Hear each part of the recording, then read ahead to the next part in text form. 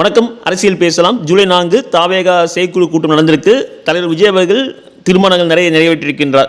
அந்த இடத்துல விமான நிலையம் வராதுன்ற உத்தரவாதத்தை அவங்களுக்கு நீங்க கொடுக்கணும்.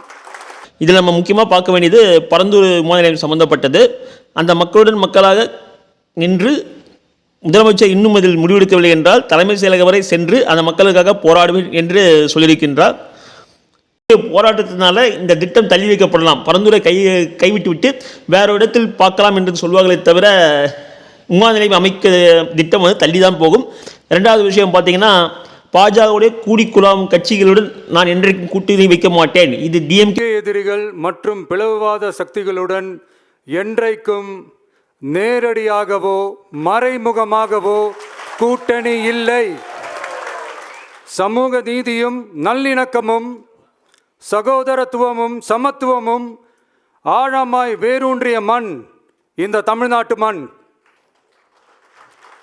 எனவே இங்கு தந்தை பெரியாரை அவமதித்தோ அறிஞர் அண்ணாவை அவதூறுக்கு உள்ளாக்கியோ அல்லது தமிழ்நாட்டின் மதிப்பிற்குரிய தலைவர்களை வைத்தோ அரசியல் செய்ய நினைத்தால் அதில் பாஜக ஒருபோதும் வெற்றி பெறவே இயலாது. டிஎம்கேவோ ஏடிஎம்கேவோ அல்ல, தாவேகா அப்படின்னு சொல்லியிருக்காரு. ஸோ பிஜேபியோட கூட்டணி கிடையாது என்று சொல்லியிருக்கின்றார். இதே வேற ஒரு வார்த்தையில் சொல்றாரு. அண்ணாவுடையும் பெரியாரையும் தாக்கி பேசும் கட்சிகள் எப்போதும் தமிழகத்தில் ஆட்சி அமைக்க முடியாது சொல்கிறார். என்னுடைய கொள்கை தலைவராக ஒரு பெரியாரை அறிவித்திருக்கிறார். ஆனால் பெரியாரை அகேன்ஸ்டா இப்போ அரசியல் பண்ண ஆரம்பிச்சிட்டாங்க. சீமானில் ஓரளவு சக்சஸாகவும் பண்ணிட்டாரு. ஸோ எந்த அளவில் ஸ்ட்ராங்காக நிற்பாருன்னு சொல்ல முடியாது. இவர் கூட்டணி கிடையாது, நான் தான் முதலமைச்சர் வேட்பாளர் அப்படின்னு சொல்லியிருக்காரு. இதை எப்படி எடுத்துக்கலாம்னா, இவர் முதலமைச்சர் வேட்பாளர் சொன்னதுனால இவருடைய தலைமையில் தான் மற்ற கட்சிகள் கூட்டணி வரணும் அப்படின்னு எதிர்பார்க்கிறாரு. இது எந்த அளவு சாத்தியம் கூறு என்பது நம்ம பார்க்கணும்.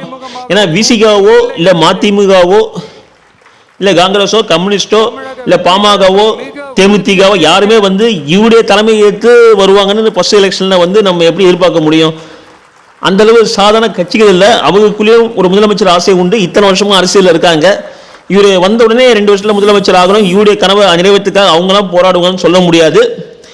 தனியாக நின்று ஜெயிப்பார்னா இன்னைக்கு இவர் 10% 15% வாக்கு மட்டுமே வாங்க முடியும், அதுக்கு மேல வாங்க முடியாது. இன்னும் 5 வருடம் கண்டிப்பாக செயலாற்றி வேண்டும். அப்போதான் எதிர்கட்சியாகவோ ஒரு ஆளுங்கட்சியாக இவரால் உருவாக்க முடியும். இந்த எலெக்ஷன்ல நம்ம முன்னவே சொன்னதுதான் 10 சீட் பார்க்கலாம். டிசம்பர் வரை காத்திருங்கள். ஆட்சி கட்சி எப்படி வேணாலும் காட்சிகள் மாறலாம். Thank you for watching me. Subscribe me, share me. Thank you.